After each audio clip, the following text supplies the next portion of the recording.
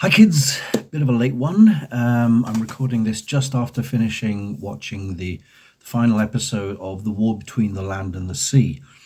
So we got to episode 5 pretty quickly. I did say in my review for episode 3 and 4 that it was a slow-moving kind of story up to this point, and I think it could have been edited a little faster.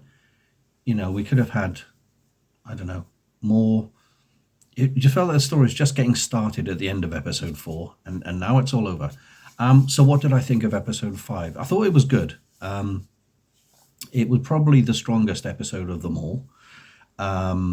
Episode 1 was interesting, though. I quite like that.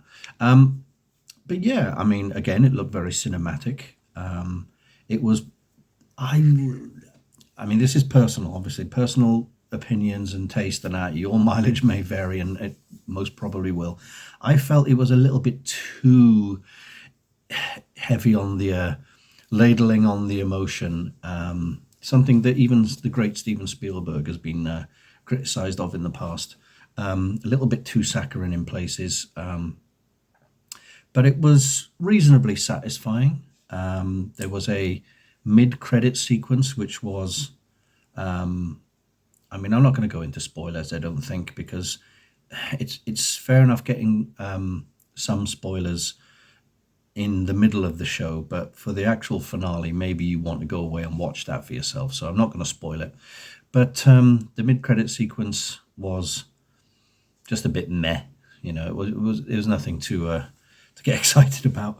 It was just an additional scene, really. My biggest issue with it is something I've said in previous reviews. Russell T Davies set the stakes so incredibly high in terms of the planet being, you know, the human race being wiped out, you know, in danger of being wiped out, and the planet being, you know, flooded or whatever. Then the Doctor would be involved straight away. Captain Jack Harkness would turn up. Everyone would turn up. But that's the problem when you do a Doctor Who spin-off. The Doctor's never far away. They didn't mention him, but they didn't mention where he was. Just kind of memories of I met the Doctor once, that kind of thing. And it's, you know, the Doctor has been around to solve things like the Christmas invasion and other stuff, you know, even smaller things like going back to the John Pertwee era where we first saw the Sea Devils, you know. The Doctor's fixed many, many small problems that happen on Earth, and now when we've got 2 Doctors floating around in the universe, the newly regenerated whatever comes after Ncuti, and the second David Tennant with his own TARDIS hanging out with Catherine Tate somewhere, where were they? You know, that is the problem. I know that you can't have the Doctor just walk in on episode 5 and go, I'll fix this, because that negates everyone else's roles, you know, and turns it into a Doctor Who show, you know. But, you know, the 7-year-old inside of me, like when I watched Children of Earth and stuff, I always wondered if it would be cool to, like, all of a sudden you hear a door swing open or a slam, you know, and the Doctor just marches in and goes, it's time I took charge of this, you know, whoever that plays the Doctor. Or, you know, things get really, really, really bad and everyone's staring with tears in their eyes up at screens going, this is it, the human race is toast. And all of a sudden you hear the TARDIS and it's like, yes! But that's not going to happen. But in all, you know, it was a fun show. There wasn't a lot of humour in it, so it wasn't fun in that way. It wasn't laugh a minute. It was very, very straight-laced, kind of. You know, the effects were good. The makeup was always good. The performances were good for what they were. I did say about the Kirby character should have been used a lot more importantly. If they were going to go to such a length of introducing Kirby almost straight away, no pun intended, then there should have been a payoff. And one of my commenters, one of my subscribers said, oh, I think I know what's going to happen, blah, blah, blah. And I was like, oh, this is like a parallel to Children of Earth. I like it. And it didn't happen. So, yeah, I mean, generally a strong finish. It wasn't the jaw-dropping spectacle that Russell T Davies promised, but then he's got to sell his stuff. He's got to be his own best fan. I've talked a lot about my film Offworld, Alien Planet, and how proud I am of it. But it ain't great. I'm just being honest. I just don't really want to lie. Just as a little side note, this happened about 20 minutes ago. I got a text message from my younger brother saying that his son, who's only 10, has just watched Offworld and thinks I'm the coolest uncle ever. And do you know what? Like I said in my post on Facebook, despite 7 or so years of hassles, grief, some scathing reviews and some insults and whatever, the fact that my nephew, who doesn't really know anything about me, saw a film that I made and gone, wow, that's cool. That's nice. It's not an ego boost. It's just a nice kind of thing at this time of year, because I'm single and have been for ever 15 years. It's just nice to know that someone out there appreciates what I've done, in some small way.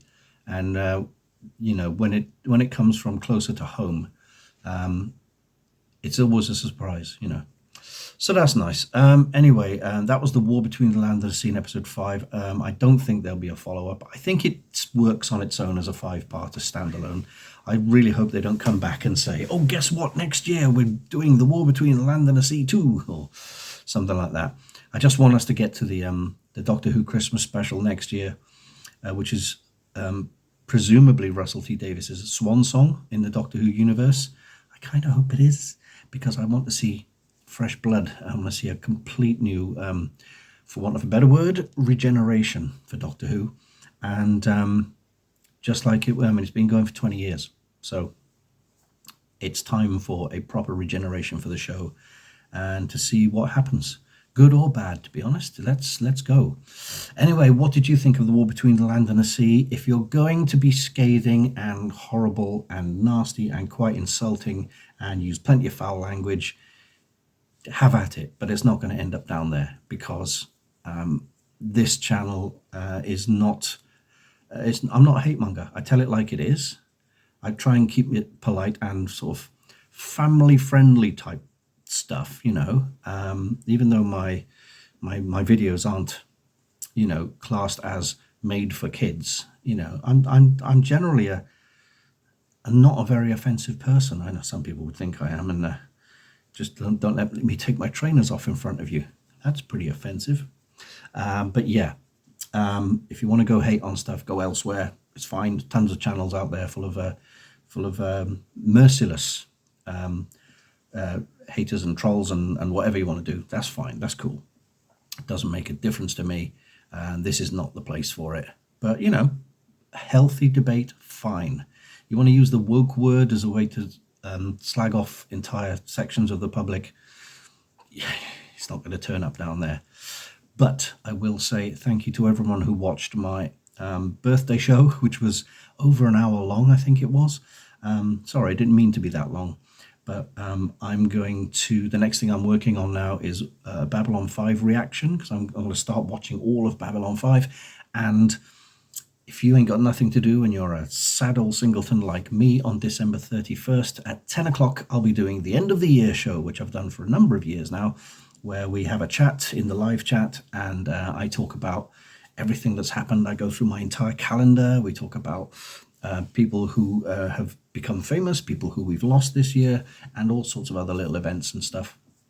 And hopefully see you in the new year at the end of the 2-hour live stream, and all wishing each other lots of luck and happiness for the future. That's it from me. I'll see you next time. Take care now. Bye-bye then.